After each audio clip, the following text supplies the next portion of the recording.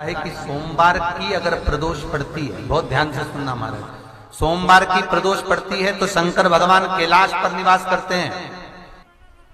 हमारे यहाँ कहते हैं सोमवार की जो प्रदोष पड़ती है वो इच्छा पूर्ति करती है।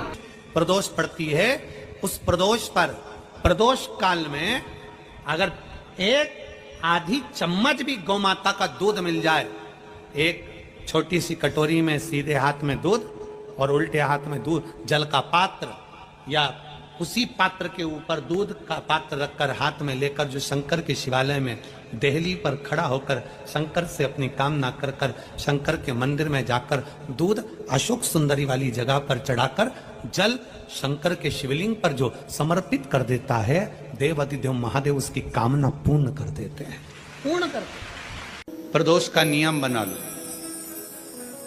शिवजी के शिवलिंग पर 5 जगह पर त्रिपुंड लगाना चंदन का, समझेंगे अच्छे से।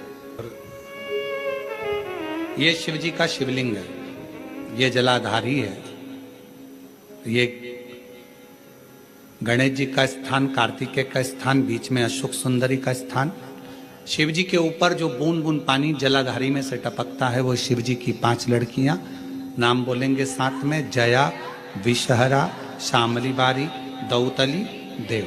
शिव जी की 5 बेटियां। शिवलिंग में अगर आपने, डॉक्टर ने कहा कि बहुत बड़ी बीमारी है, तकलीफ है, 5 स्थान पर त्रिपुंड लगाना प्रारंभ करो। पहला, दूसरा, तीसरा, चौथा, 5वां, अर्थात शिवलिंग के कहीं पर भी भाग पर आप अगर 4 स्थान पर नीचे भी लगाएं और 1 स्थान पर ऊपर भी लगाएं, शिवलिंग के किसी भी भाग पर 5 जगह पर चंदन का लेपन करना प्रारंभ करो। उसी चंदन के भाग में से 5 जगह का नमः शिवाय बोलकर थोड़ा सा चंदन लेकर आइए, कंठ पर और वक्षस्थल अर्थात हृदय पर उसको लगाना प्रारंभ करो। धीरे धीरे धीरे धीरे रोग कंट्रोल में आएगा और दुख मिटना प्रारंभ हो जाएगा। दुख मिटना। शिव जी के पंचानंद मुख से पंचाक्षर मंत्र प्रगटा। कौन सा मंत्र है? सब बोलिए, नमः नमः। डॉक्टर कह दिया बहुत बड़ी बीमारी आ गई, तकलीफ आ गया, रोग आ गया, कष्ट, हम तो कहेंगे शिव पर भरोसा करो। शिवलिंग के 5 स्थान कोई से भी आप चुन लीजिए, 5 स्थान, 1 2 3 4 ऊपर लगा दिया 5, और अगर 5 स्थान नीचे ही लगा रहे हो तो भी 5। कोई भी शिवलिंग में 5 स्थान पर चंदन लगाना प्रारंभ करिए। उस चंदन का भाग नमः शिवाय नमः शिवाय नमः शिवाय नमः शिवाय नमः शिवाय कहकर थोड़ा सा लाकर हृदय पर, कंठ पर वो चंदन को लगाइए। प्रदोष के दिन यह नियम करेंगे। प्रदोष से अगले प्रदोष तक जो चंदन लेकर आए उसमें पानी डालकर रखना, उसको रोज प्रतिदिन लगाना। फिर अगला प्रदोष आएगा, फिर वो चंदन तैयार करना, फिर अगला प्रदोष आएगा। ऐसे अगर 24 प्रदोष आपने पूर्ण कर लिए तो बाबा की कृपा से रोग धीरे धीरे पूरा समाप्त हो जाएगा और शिव कृपा। महीने प्रदोष आती है, हर महीने शिवरात्रि आती है। प्रत्येक शिवरात्रि, प्रत्येक प्रदोष को आप मिट्टी के अंदर मक्खन या गाय का दूध या गाय का घी, देसी गाय का मिलाकर शिवलिंग बनाकर उसकी पूजन करना प्रारंभ करें। 1 साल पूरा नहीं होगा, भले 20 साल हो गए होंगे, पर आपका गर्भ जरूर फेरेगा, ये निश्चित था। भले 20 साल हो गए, 22 साल हो गए, 25 साल हो गए, डॉक्टर ने मना कर दिया नहीं होगा, फिर भी आप बाबा पर भरोसा, बोल बम का नारा है, बाबा है। आप विश्वास के साथ शिव की आराधना करिए।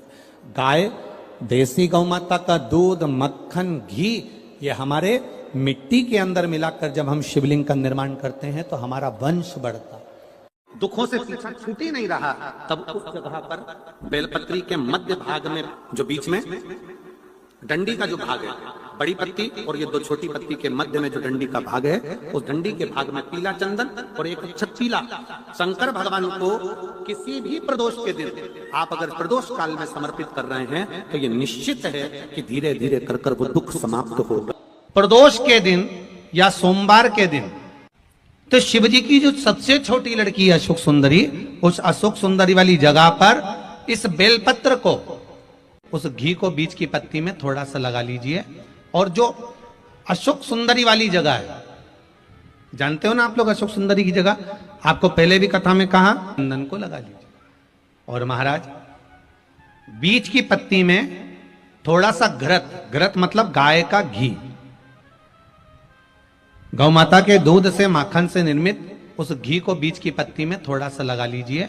और जो अशोक सुंदरी वाली जगह है, आप घी वाली बेलपत्र को अशोक सुंदरी वाली जगह पर रखकर, ये जो चंदन लगी हुई बेलपत्र है, इसका मुख ऐसा सीधा की सीधा रखोगे तो गणेश जी की ओर हो जाएगा, षडानंद कार्तिकेय की ओर हो जाएगा। अपनी कामना कर कर, जिससे धन लेना है, पैसा लेना है, या जो कार्य निकालना है वो नहीं निकल रहा, बहुत प्रयास कर लिया, अदालत में 50 बार हो जाए, काम नहीं हो रहा, तब इस बेलपत्र का प्रयोग करना, बाबा से विनती करना और विनती कर कर वापिस सजाना। केवल 2 प्रदोष या 2 सोमवार कर लीजिए, बाबा आपकी मनोकामना पूर्ण कर दे। प्रदोष का दिन, प्रदोष काल का समय, भगवान शंकर प्रदोष के दिन, प्रदोष काल में अपने भक्तों के घर पर नंदी के कान में जो बोल कर जाता है, शिवजी नंदी पर बैठकर उस भक्त के दरवाजे पर उसका कल्याण करने के लिए प्रदोष के दिन, प्रदोष काल में पहुंचते हैं। देखिए, अगर प्रदोष का व्रत नहीं कर सकते, प्रदोष के दिन आप व्रत नहीं कर सकते, मान लो आपसे भूखा नहीं रहा जाए, प्रदोष का व्रत नहीं कर सकते, प्रदोष के दिन आप भूखे नहीं रह सकते, मंदिर भी नहीं जा सकते, दिया भी नहीं लगा सकते, तो शिव महापुराण की कथा कहती है कि प्रदोष के दिन, प्रदोष काल में अपने ही दरवाजे के पास देवाधिदेव महादेव का स्मरण कर कर लक्ष्मी की वृद्धि के लिए,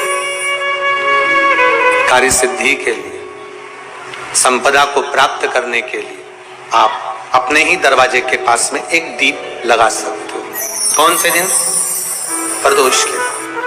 तो लक्ष्मी के लिए कोई उपाय करें तो कौन सी प्रदोष पर करें? तो अच्छे से सुन लेना भाइयों, शुक्ल पक्ष में जो प्रदोष पड़ती है वो लक्ष्मी की वृद्धि के लिए होती है। तो जितने उपाय आपको प्रदोष के बताए जाते हैं उस हिसाब से आप करो कि शुक्ल पक्ष की प्रदोष है तो लक्ष्मी का कोई उपाय करना। प्रदोष काल में, प्रदोष के समय पर, प्रदोष काल के अंतर्गत बेलपत्री का स्मरण किया है। वो बेलपत्र का स्मरण अगर संसार का मनुष्य कर लेता है तो महाराज ब्रह्मवृत्ता पुराण कहती है कि उस जीव का ऐसा कोई कार्य नहीं जो सफल नहीं होता। महाराज मेरा निवेदन रहेगा, किसी एग्जाम में आप बैठ रहे हो, इंटरव्यू के लिए जा रहे हो, किसी कार्य के लिए जा रहे हो, नौकरी नहीं लग रही, सर्विस नहीं लग रही, तो महाराज तांबे के कलश में 11 बेलपत्र को रखा जाए और तांबे के कलश में 11 बेलपत्र रखकर उसमें 11 सफेद पुष्प को डाला, लाल चंदन घिसकर कटोरी में लेकर जाइए।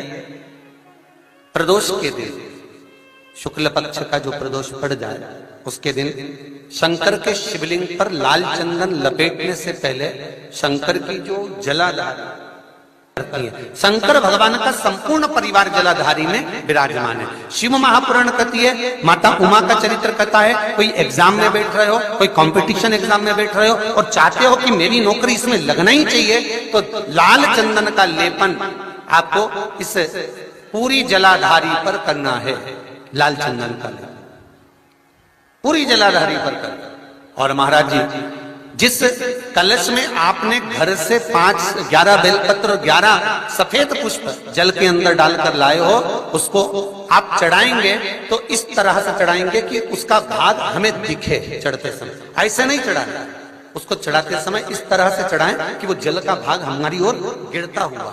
महाराज जब आप वो समर्पित कर दें, बेलपत्र पुष्प आदि सभी चीजें, उस चंदन का एक थोड़ा सा भाग पूरी जलाधारी पर हाथ फेर कर अपने दरवाजे पर आते आते उसका स्पर्श कर दें। जिस दरवाजे से आप एग्जाम देने के लिए जाओगे, जिस घर से आप जाओगे, अपने घर के किसी भी दरवाजे पर उसका हाथ लगा दें या कोई स्थान को छू लें। जिसको आप दरवाजे को खोलकर, दरवाजे को स्पर्श कर कर या दीवार को छूकर या अलमारी को छूकर, जिसको भी छूकर आप जाओगे उसका स्पर्श कर लेना। फिर आपको कुछ नहीं करना है, उमा और महेश ही सब कुछ करेंगे, जो उनको करना है सब साथ। किसी व्यक्ति ने अपनी जिंदगी में एक नियम बना लिया कि मुझे प्रदोष के दिन बाबा देव अधिदेव महादेव को एक कमल का पुष्प चढ़ाना। और कई मौसम ऐसा होता है कि उसमें कमल का पुष्प नहीं मिलता, तो कमल गट्टा बाजार में मिलता है, देखा है आप लोगों ने, काला कलर का होता है कमल गट्टा। एक कमल का गट्टा भी यदि देव अधिदेव महादेव को, यदि कोई कितना भी दरिद्र है, कितना भी गरीब है, उसका कोई व्यापार नहीं, कोई व्यवसाय नहीं, कोई नौकरी नहीं, कोई चाकरी नहीं, कितना भी परिस्थिति से मारा हुआ व्यक्ति है, अगर उसने प्रदोष नियम बना लिया, प्रत्येक 12 महीने का मैं नियम लेता हूं और पूरे 24 प्रदोष मैं बाबा को कमल का, जिस समय पर कमल का पुष्प मिल जाए उस समय पर कमल का पुष्प चढ़ाओ, ना मिले तो कमल गट्टा चढ़ाओ। पर जिसने प्रदोष का नियम बना लिया, 1 साल पूरा नहीं होगा और मेरा बाबा उसका हाथ पकड़कर उसको मंजिल तक पहुंचाना पड़ा, कितना भी दरिद्र। प्रदोष सोमवार एक ही दिन पड़ रहा है, बन सके जीवन में 11 प्रदोष या 26 प्रदोष करने के बाद आप उसका उद्यापन कर विराम भी दे सकते।